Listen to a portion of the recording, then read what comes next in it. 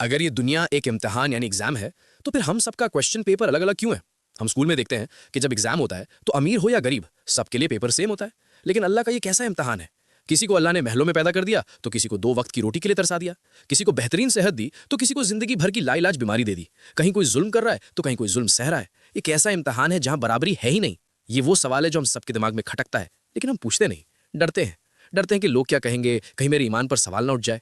लेकिन याद रखिए, इस्लाम में सवाल करना मना नहीं है। जब इंसान की तख्लीक हुई थी तो खुद फरिश्तों ने भी अल्लाह से सवाल किया था।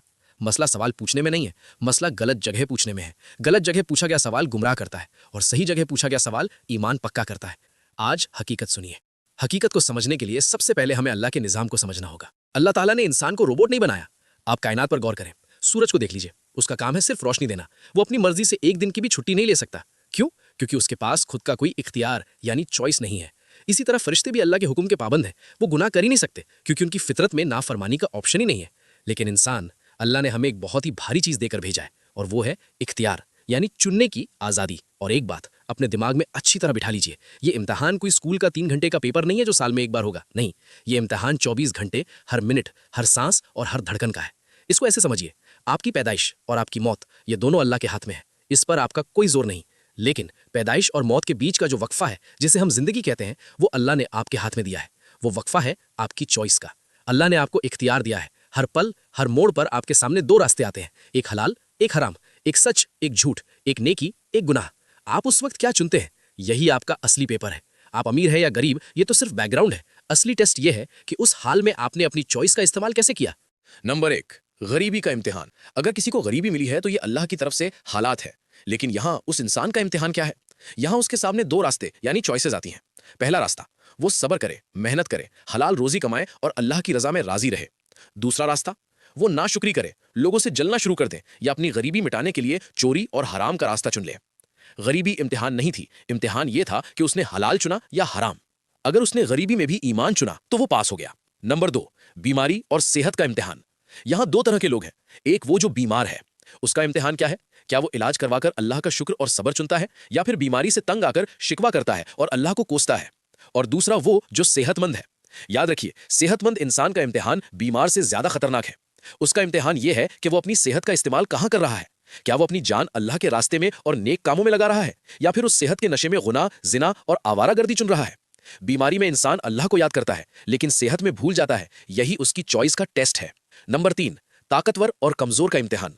अल्लाह ने किसी को पावर यानी ओहदा और ताकत दी है और किसी को उसके नीचे रखा है। जिसके पास पावर है उसका इम्तिहान बहुत सख्त है। उसके पास चॉइस है। क्या वो अपनी ताकत से कमजोरों की मदद करता है और इंसाफ करता है या फिर वो अपनी ताकत के नशे में जुल्म करता है? जो कमजोर है उसका इम्तिहान सब्र का है, लेकिन जो ताकतवर है उसका इम्तिहान इंसाफ का है।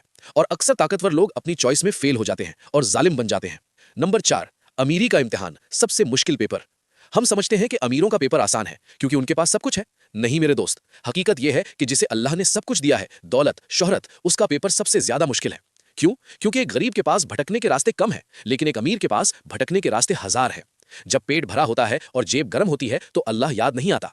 उसके सामने हराम की चॉइस बहुत आसान है। शराब, पार्टियां, घमंड और अय्याशी। उस लग्जरी में रहकर अपने नफ्स को काबू करना यह आग का दरिया पार करने जैसा है। इसलिए अमीरी कोई इनाम नहीं बल्कि एक बहुत भारी जिम्मेदारी है। अब तारीख उठाकर देख लीजिए, ये लॉजिक हर जगह साबित होता है। बीमारी में चॉइस, हजरत अय्यूब अलैहिस्सलाम, सब कुछ छिन गया लेकिन उन्होंने शिकवे के बजाय सब्र चुना, वो पास हो गए। जवानी, सेहत में चॉइस, हजरत यूसुफ अलैहिस्सलाम, सेहत और खूबसूरती थी, गुनाह सामने था लेकिन उन्होंने तकवा चुना। अमीरी, पावर में चॉइस, यहां 2 मिसालें हैं। एक तरफ फिरौन और कारून, उन्हें पावर और पैसा मिला लेकिन उन्होंने घमंड और जुल्म चुना, वो बर्बाद हुए। दूसरी तरफ हजरत अबू बकर सिद्दीक रजी अल्लाह अन्हु, उन्हें भी माल मिला लेकिन उन्होंने क्या चुना? उन्होंने अपना सारा माल अल्लाह की राह में लुटा दिया। पेपर वही था यानी अमीरी का, लेकिन एक कारून जहन्नुम में गया और दूसरे अबू बकर जन्नत के सरदार बने। फर्क दौलत का नहीं था, फर्क था चॉइस का। तो इम्तिहान अमीरी या गरीबी का नहीं है, इम्तिहान शुक्र और सब्र का है। इम्तिहान इसका है कि आप अपनी पावर का इस्तेमाल कैसे करते हैं। तो आज से यह सोचना छोड़ दें कि फलां का पेपर आसान है और मेरा मुश्किल। अल्लाह ने किसी पर जुल्म नहीं किया, उसने बस सिचुएशन अलग दी है लेकिन मकसद सबका एक ही है, सही चॉइस करना। जिसके पास जितना ज्यादा है उसका हिसाब भी उतना ही सख्त होगा और जिसके पास कम है उसका हिसाब भी हल्का होगा। अल्लाह कभी किसी नफ्स पर उसकी बर्दाश्त से ज्यादा बोझ नहीं डालता। आपका पेपर आपकी ताकत के हिसाब से सेट किया गया है। अब यह आप पर है कि आप उसे कैसे लिखते हैं। तो खुलासा यह है, अल्लाह ने किसी के साथ नाइंसाफी नहीं की, उसने बस सिचुएशन अलग दी है लेकिन मकसद सबका एक ही है, सही चॉइस करना। जिसके पास जितना ज्यादा है उसका हिसाब भी उतना ही सख्त होगा, और जिसके पास कम है उसका हिसाब भी हल्का होगा। तो आज से अपने हालात को मत कोसिए, अपनी चॉइस को ठीक कीजिए। दुआओं में याद रखिएगा। जज़ाकल्लाह खैर।